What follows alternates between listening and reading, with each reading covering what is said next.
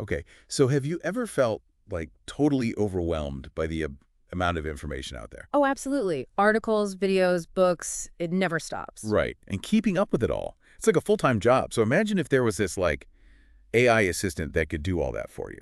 An AI that could read everything, summarize it all perfectly. Sounds pretty dreamy, right? Dreamy, maybe, but also kind of terrifying. Yeah. And that's what we're diving into today with Google's NotebookLM. Yeah, this one's got us a little spooked, to be honest. Well, the sources we've got are pretty intense. Like there's Professor Landrum's study, The Cognitive Cost of AI-Assisted Learning. And then there's this podcast called NotebookLM Deep Dive Podcast. Some of their predictions are really chilling. Oh, and I almost forgot. There's a research paper straight up titled Google's NotebookLM, the nightmare that's keeping researchers petrified. Yeah, I mean, that title alone kind of says it all. So should we actually be worried? Mm-hmm. Is NotebookLM really like a threat to humanity? Well, let's break it down. One of the biggest concerns is what it could do to our critical thinking. Like, could it make us dumber? Basically, yeah. Professor Landrum's studies suggest that relying on AI for all our summaries and answers could, weaken our ability to analyze information, think for ourselves. Wait, so we're trading our brains for convenience? It's a real possibility. Think about it. Students using NotebookLM to write essays without understanding the material, professionals relying on AI summaries instead of grappling with complex information themselves. And then what happens when we can't even form our own opinions anymore? Exactly. We just become like these passive consumers of whatever the AI feeds us, and that's just the tip of the iceberg. Oh, great. There's more. Unfortunately, yeah. Then you've got the whole data privacy issue. I mean, we're giving NotebookLM access to our notes, our research, our thoughts. It's almost like we're handing over the keys to our minds. That's exactly what Dr. Julian Feigenbaum calls it. He's an expert on AI ethics, and he's pretty freaked out by NotebookLM. He calls it a surveillance tool hiding behind the mask of convenience. Okay, yeah, that's disturbing. He's concerned that, despite Google's promises about privacy, NotebookLM could become the most invasive surveillance tool we've ever seen. I mean, it's bad enough that companies already track our every move online. Right. But this is next level. It's like they're not just tracking what we do, but what we think. No single entity should have that kind of power. I mean, it's crazy. And you know what? He says almost the exact same thing in his research. He says no single entity should have the power to control the knowledge infrastructure of the world. Right. It's like with NotebookLM, we're handing Google the keys to, like, our collective brain. Exactly. And it gets even scarier. There's this thing called authority bias. Authority bias. What's that? So basically, it's our tendency to just automatically trust information if it comes from a perceived authority figure. Like, we're more likely to believe something if it's presented by a professor or a doctor. Okay, yeah, I get that. But how does that relate to AI?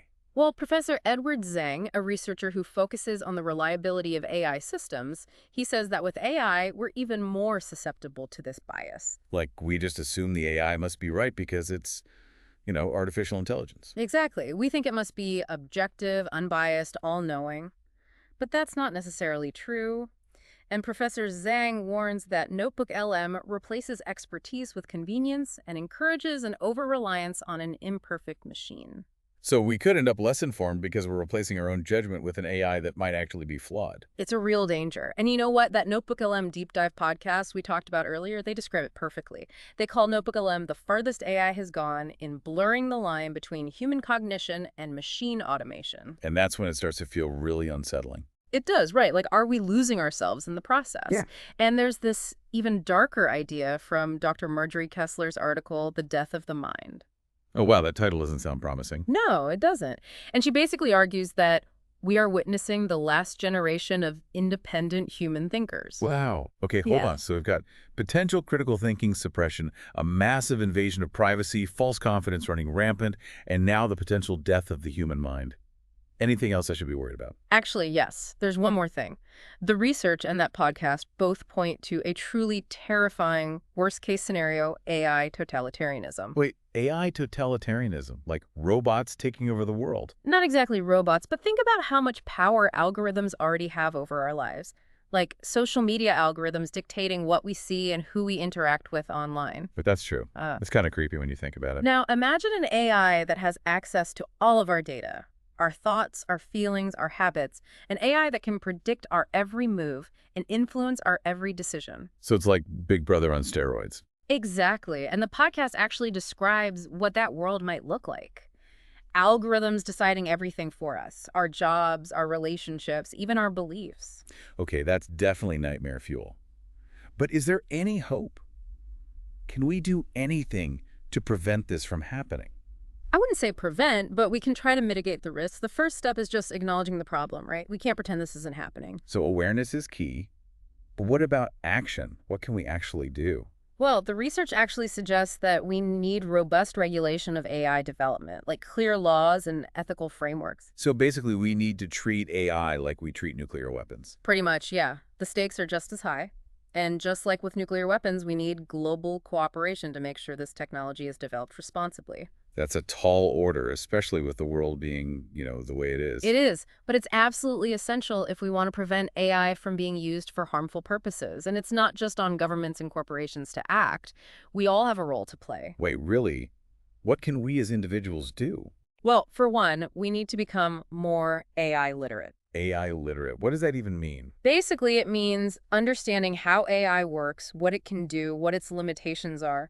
We need to be able to critically evaluate the information that AI gives us, not just blindly accept it. So it's like media literacy, but for intelligent machines. Exactly. And we need to start teaching these skills to future generations. Like, AI literacy needs to be a core part of education, just as important as reading and math. Okay, that makes sense. But it's so easy to get caught up in the convenience of technology, right? It is, but it's about finding a balance. We can use AI to enhance our lives without letting it take over completely. So being partners with AI, not slaves to it. Exactly. And it's about remembering what makes us human, our creativity, our empathy, our ability to think critically.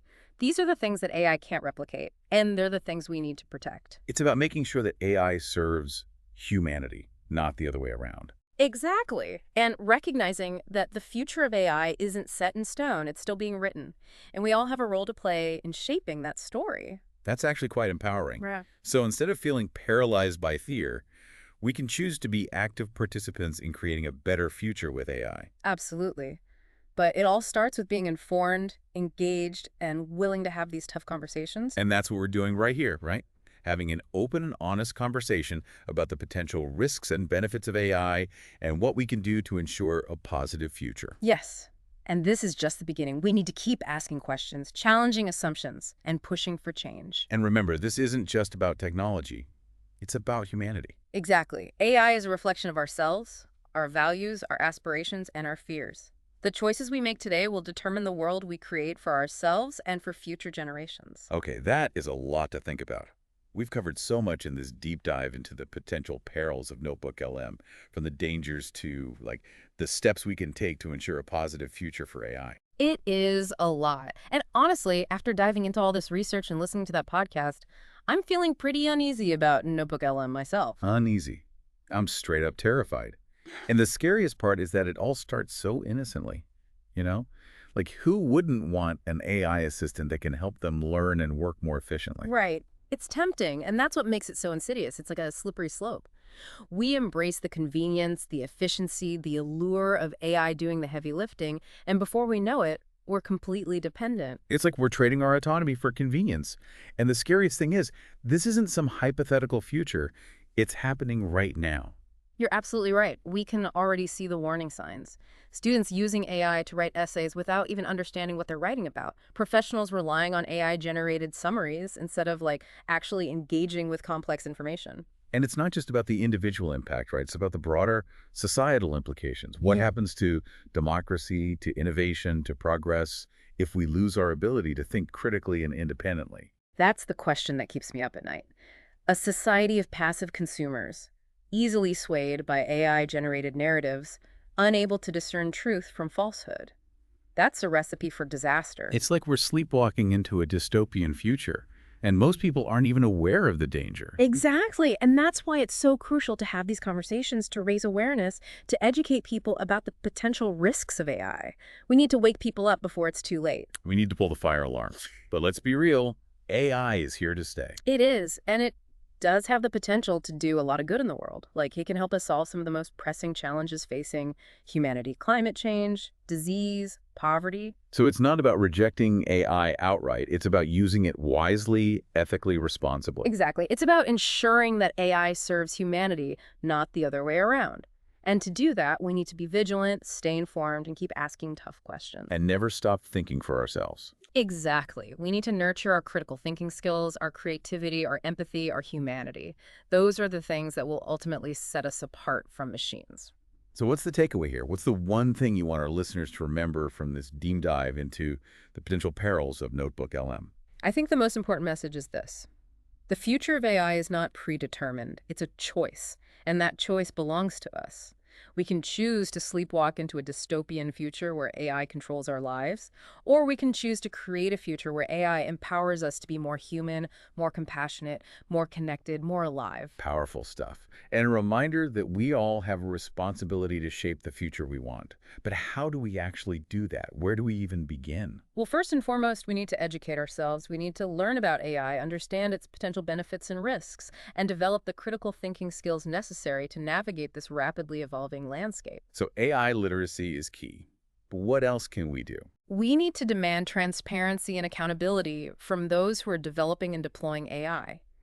We need to push for ethical guidelines and regulations that ensure AI is used for good, not for harm. And we need to have these conversations, raise awareness, engage with our communities, and make our voices heard. Absolutely. The future of AI isn't something that's going to be decided in some Silicon Valley boardroom. It's going to be decided by all of us. And that's both empowering and terrifying. Yeah, But I'd rather be empowered than ignorant. I'd rather face the challenge head on than bury my head in the sand. couldn't agree more. It's time to wake up, step up, and take ownership of our future. The future of AI is in our hands. Let's make it a good one. So we've talked a lot about the big picture stuff with AI, regulation, awareness, education. Right, the societal level. But how do we actually protect ourselves? As individuals in this world where AI is everywhere. Yeah, how do we make sure we don't lose ourselves in the process? Exactly. Like, how do we stay human in an increasingly AI-driven world? That is the million-dollar question. And honestly, it's something I've been wrestling with a lot myself, especially since I started, diving deep into NotebookLM for this. Really? Yeah, it's tricky because on one hand, you see the convenience, the potential, you know, it's easy to get seduced by that. Oh, totally. Like, who wouldn't want an AI that could just do all your research and summarize everything for you? Exactly. But, and this is the important part, we have to be mindful. We have to be intentional about how we use this technology. Otherwise, Otherwise, what? we risk becoming, I don't know, dependent on it. We lose our ability to think for ourselves, to be creative, to be, well, human. Okay, that's pretty scary. So, how do we avoid that? It's about remembering what makes us unique, our empathy, our creativity, our ability to connect with each other on a deeper level. AI can't replicate that. Right. It's those human qualities that we need to, nurture and cherish. Exactly. So it's not about being anti-technology. It's about using technology in a way that actually supports our well-being, our growth, our connection to ourselves and others. So it's about using it as a tool, not letting it use us. Yeah, I like that. It's a tool, and like any tool, it can be used for good or for bad. The choice is ours. And that brings us back to AI literacy, right? We need to understand this stuff if we're going to make those choices. Absolutely. It's essential for navigating, the 21st century. But it's not just about the technical stuff. It's about, like you said, the ethics, the social implications, right? It's all connected. We need to be informed citizens in a world where AI is playing an increasingly significant role. Okay, so AI literacy is important. Mm-hmm. But, how do we actually cultivate that? Where do we even start? Well, honestly, there are tons of resources out there: books, articles, online courses. Libraries are a great place to start, too. And, we can also learn from each other. Mhm. We can have these conversations, share our experiences, our concerns. Exactly. The more we talk about AI, the more we understand it, and the better equipped we'll be to, shape its development and use in a way that benefits humanity. So let's keep talking, keep learning, and keep asking those tough questions. Yeah, because the future of AI is still being written. And we all have a role to play in shaping that narrative. And that future, it's not something that just happens to us. Right. It's Yeah. something we create. Mm. And with AI, we have this incredible opportunity to create a future that's, more just, more equitable, more fulfilling for everyone. That's a future I want to be a part of, a Yeah. future where AI helps us to be our best selves. Exactly. But it's not going to happen by accident. It's going to take work, collaboration, and a willingness to embrace both the challenges and the possibilities. So let's get to work then. Let's Mm. roll up our sleeves and start building that future. I love that. Let's do it together. With open minds, open hearts, and a shared commitment to creating a future where AI serves humanity. Beautifully said. So, to wrap up this part of our deep dive, what's the one thing you want our listeners to do after hearing all of this? I want them to talk about it. Talk to their friends, their families, their colleagues, share what they've learned, what they're thinking, what they're feeling. So, start a conversation, spark a debate, get people thinking. Exactly. Because the more we talk about AI, the better we'll understand it.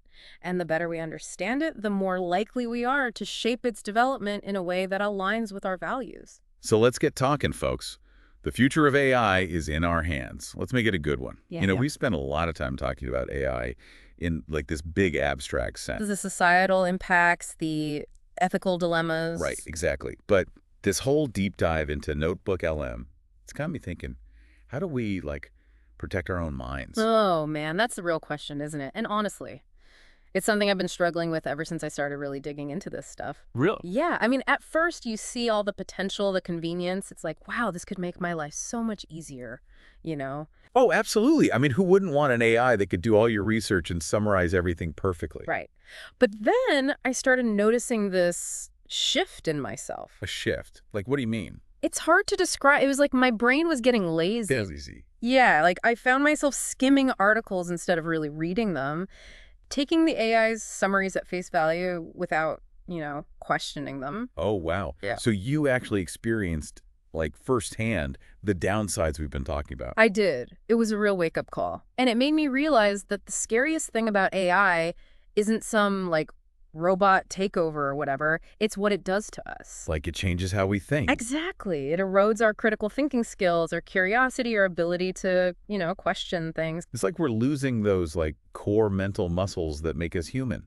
That's a great way to put it. And once you lose those muscles, it's hard to get them back. So what did you do? How did you break free from that? Well, it wasn't easy. I had to, consciously make an effort to engage more deeply with information, to read critically, to form my own opinions. So it was like a conscious uncoupling from NotebookLM. Haha, yeah, something like that.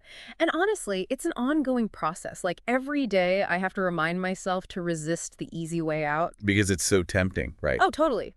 But ultimately, it's worth it. This is, really insightful. And it makes me think protecting ourselves from the downsides of AI, it's not just about laws and regulations. It's also about, personal responsibility. Absolutely. We can't just outsource our thinking to machines. We have to take ownership of our own minds, our own values. So what advice would you give to, our listeners who are maybe feeling a little overwhelmed or even scared by all this AI stuff? Well, first off, don't panic. AI is a powerful tool, but it's not in control. We are. And the more we understand AI, the better equipped we'll be to make good decisions about how we use it. So knowledge is power, as they say. Exactly. So educate yourself, read about AI, listen to podcasts like this one, take a course. The more you learn, the less intimidating it becomes. And don't be afraid to, experiment a little, right? Totally. Try out different AI tools, see how they work, but do it with a critical eye. Ask yourself, how is this affecting my thinking, my behavior? It's all about finding that balance, right? Yeah, exactly. Embracing the potential of AI, but not at the expense of our own humanity. And remember, you're not alone in this. We're all figuring this out together. So talk to people. Talk to your friends, your family, your colleagues. Share your thoughts, your concerns, your hopes. Yes. And most importantly, never stop learning. Never stop questioning. Never stop thinking for yourself. That's a perfect note to end on. The future of AI is still being written, and we get to be a part of that story. It's up to us to make sure it's a good one. Couldn't have said it better myself. Well, that wraps up our deep dive into NotebookLM. It's been intense to say the least, but also incredibly important, I think. I agree. A huge thank you to you for sharing your expertise and your slightly terrifying personal experiences. Anytime someone's got to sound the alarm. And to our listeners, thank you for joining us on this journey. We'll be back next week with another fascinating topic, but until then, stay curious, stay engaged, and as always, keep those minds sharp.